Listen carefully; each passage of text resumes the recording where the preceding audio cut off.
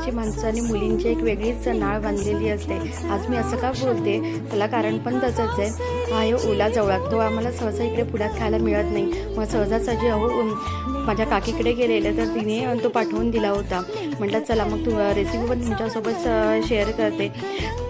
तेलामध्ये 2 हिरव्या मिरच्या, 2 कांदे आणि कढीपत्ता, हळद आणि मालवणी मसाला टाकून कांदा मऊ होऊन दिला आणि मग त्याच्यामध्ये टाकले कोकम आपण वरून पण टाकू शकतो, मी फोडणीमध्येच टाकले आणि मग टाकला ओला जवळा आणि ओला जवळा पण असा एकदा परतवून घेतला।